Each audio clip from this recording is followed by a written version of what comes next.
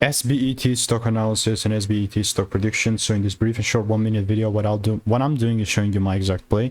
I'm the only guy in the space with 42,000 videos over 5 years, so personally seeing what's printing me money and what's not, especially with Sharplink Gaming, which in this case is $9.43. And honestly, man, I don't think it's gonna be, I mean, I had high hopes, you know, because I got the first long here and I was like, okay, typically it doesn't just happen for once, it typically just goes. Because here's the before 30, aiming for like 52, 55-ish, whatever, 4 weeks back.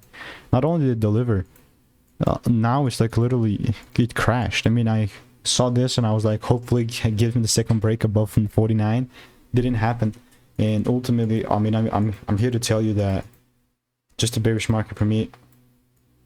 We'll go short on this if it makes sense, but it still currently doesn't.